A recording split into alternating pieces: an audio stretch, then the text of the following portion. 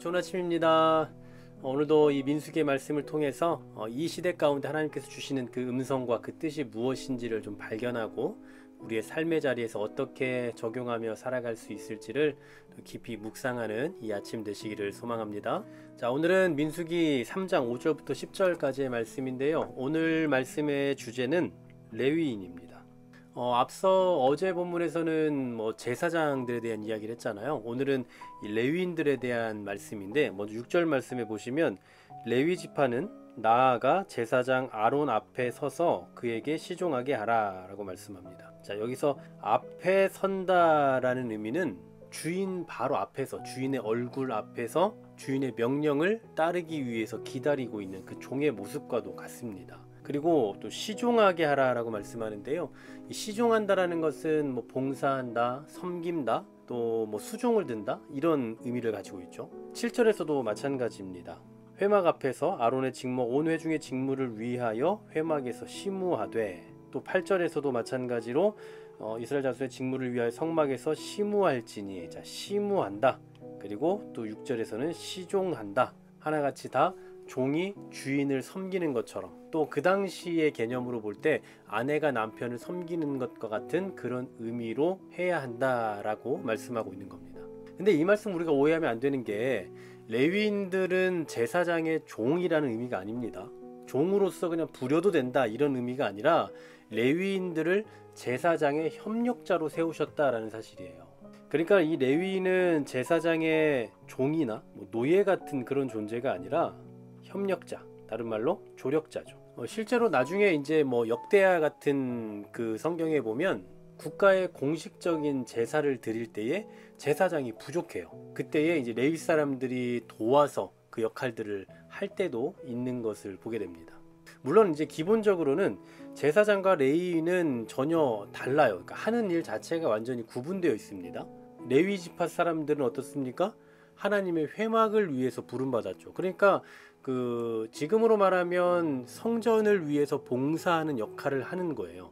이 시대의 목회자와도 같은 역할이겠죠. 그러나 제사장의 일은 또 이런 일들과는 다릅니다.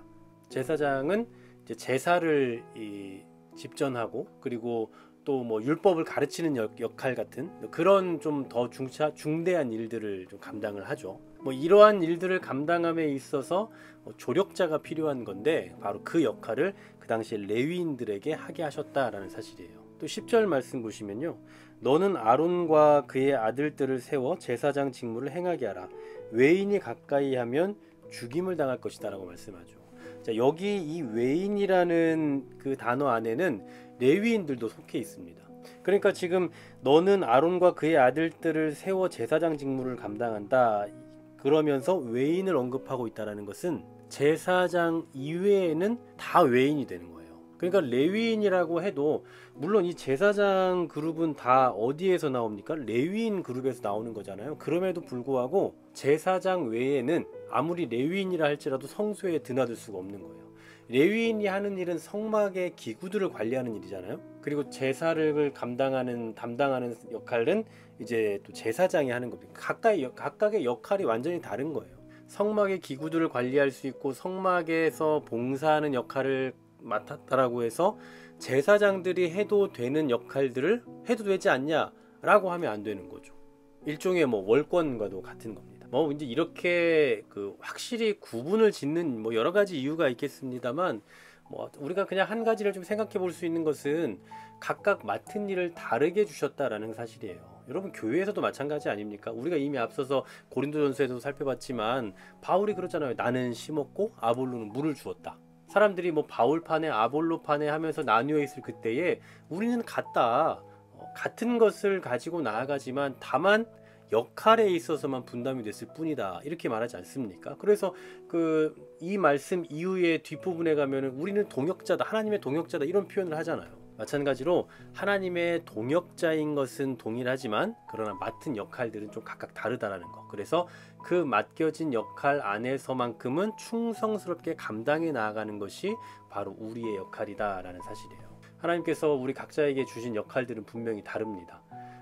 누군가는 어떤 일을 보면서, 어떤 일을 하는 사람을 보면서 부러워하거나 질투를 하고 시기를 하기도 하겠지만, 그런 게 아니라 하나님께서 우리 각자에게 가장 어울리는 자리를 허락하셨고 우리는 그 자리에서 가장 충성된 자로서 살아가면 된다라는 사실이에요. 그게 바로 사명자로서의 모습이고 또 사명을 맡은 자로서 그 자리에서 감당해야 할 그 삶의 태도다라는 사실입니다. 오늘도 우리는 각각 다 다른 일들을 하며 살아갈 거예요. 어떤 분들은 조금 더 돈이 많이 되는 일을 하실 수도 있고 어떤 분들은 그에 비해서 돈이 잘 안 되는 일을 하실 수도 있어요. 상관없습니다. 우리에게 맡겨진 역할들은 다 달라요. 뭐 세상에서는 뭐가 더 대단하다 뭐가 별로다라고 평가할 수 있지만 상관없습니다. 하나님께서 우리에게 맡기신 것은 각자 그 사람에게 가장 어울리는 일들을 맡기셨기 때문에 우리는 그 자리에서 그냥 가장 충성된 자로 맡겨진 일에 최선을 다하면 되는 거예요. 교회 안에서도 마찬가지고요. 우리에게 주어진 직분, 우리에게 주어진 봉사의 자리, 헌신의 자리, 섬김의 자리, 그곳에서 그냥 우리는 최선을 다하며 살아가면 된다라는 사실입니다. 하나님께서 제사장과 레위인을 구분하셨던 것처럼 우리의 삶에서도 이러한 확연한 업무에 있어서 일에 있어서의 분담을 명확하게 하실 때가 있다라는 것을 잊지 마시고 오늘도 우리가 살아가는 그 삶의 자리가 우리에게 맡겨진 가장 최선의 자리이며 사명의 자리라는 그 인식을 가지고 오늘도 힘써 믿음으로 주어진 사명에 충성스럽게 반응하며 나아가는 우리 모두가 되기를 간절히 소망합니다.